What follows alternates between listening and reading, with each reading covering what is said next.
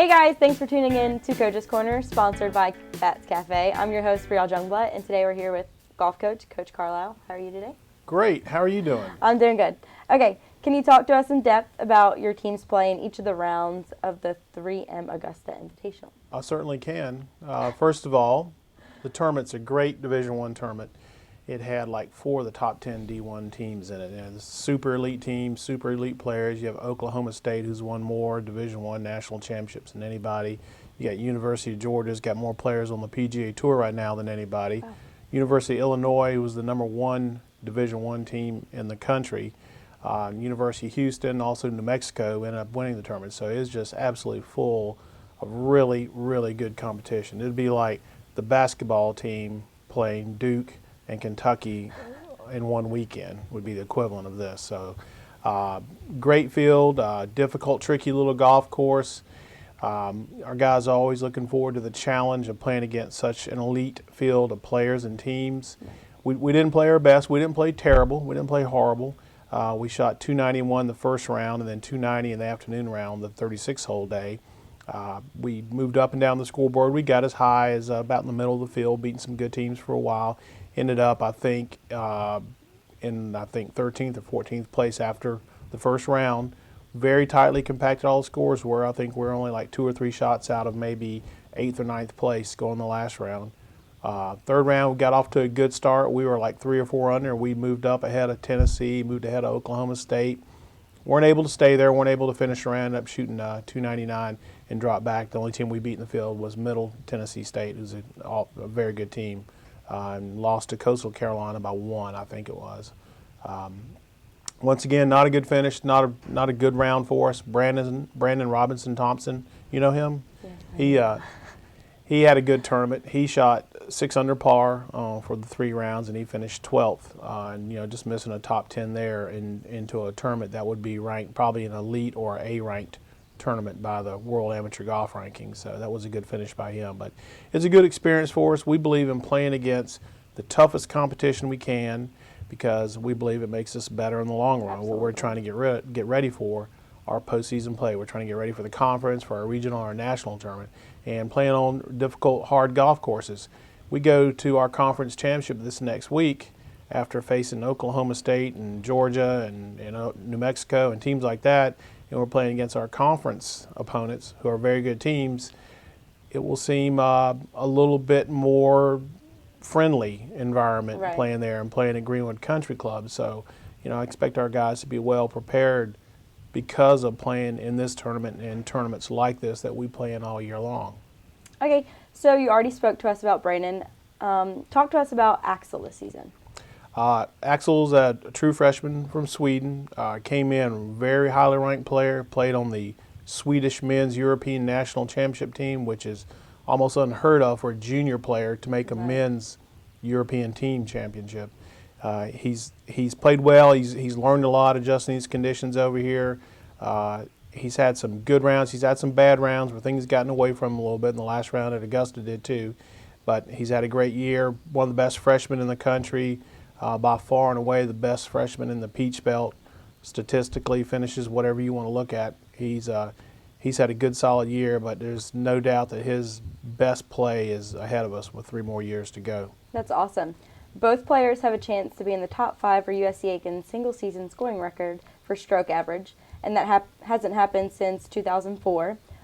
Could these two lead your team to a national title like they did 10 years ago? It's very possible. A lot of similarities between them and Scott Brown and Dane Burkhart, 2 really strong players. They give us a good 1-2 punch, but we also got to depend upon our 3, 4, and 5 players. It used to be the way we decided our national championship was by stroke play. So if you had 1 or 2 really good players, they were kind of erasers for maybe if you had some poor play on the end of your lineup. But the way we do it now with match play, you have the best player in the world. He's only going to get you 1 point. He's not going to be able to influence the other players at all because he can't help them in their match whatsoever. So difference between match play and medal play, the medal match play that we play now requires you to have a deeper, more complete team, whereas before 1 or 2 really good players could make up for some shortcomings elsewhere in your lineup. Right. This year, Johnson Holiday has been in the lineup as a redshirt freshman, Is his play indicative of your expectations for him? It is. Johnson's he's a good athlete. He works hard. He's still got a lot to learn. He's produced some good scores for us. He's had some struggles along the way, but you learn every time. I'm a firm believer you don't get better when things are going great for you. Anybody can play well when they're hitting the ball perfectly and they're making putts and the sun is shining and the birds are singing and it's 72 degrees. That's wonderful, and anybody can do that. Really good players are ones who, when they're having a bad day, it's raining and it's 38 degrees and it's no fun being out there, but they still tough it out, and he's learning how to do that. He's learning how to produce a good score when he's not hitting it perfect, when he's not making putts. And everybody's got to learn that, and that's what he's doing this year. Not just golfers, pretty much every athlete. Softball players especially, if they're in right field out there and you lose one in the sun and it hits you right between the eyes, that's embarrassing. I believe I can see the scar right there. Okay, you kind of talked to us about the Peach Belt Conference earlier, but you're defending champs. Does this put on more pressure? Actually, it does not. I think it actually reinforces with them. They're a little bit more confident that, hey, we come from a long line of teams that have won this tournament more than anybody else has in the history of the conference. We've done it the last couple of years. Well, let's just keep on going. Plus, like I alluded to earlier, the competition we've been facing all year long is much more difficult than what we're going to face in the Peach Belt, and that's the reason why we do that. That's awesome. The tournament is hosted by Lander this year. Does the course favor the style of your players? I think any golf course favors our players. We have a really good contingent of players, all types of golf courses. I think it's a golf course that we got a couple guys can go really, really low on this golf course. It'll give up a lot of birdies. It's going to give up a lot of scores. Not just us, but other teams. The other Peach Belt teams are good. They've got good players also. So I think you're going to see low scores, a very competitive event right down to the very last hole. The home team, Lander, has an advantage in everybody. They play that golf course every single day. They know it. There's a lot of local knowledge there. They'll be very difficult to beat. Along with Flagler's played well this year, Georgia College, Columbus. It's going to be tough. It's going to be good. Okay, out of those colleges that you just named, who do you think your biggest challenge is going to be? I think all of them. Flagler, Columbus, Georgia College, Lander, the home team. I think all those. And you never know. There's some other team may come out of nowhere and have a couple players that are hot and play well that week and do well. Okay, can you talk about Andrew Ward and his play this season?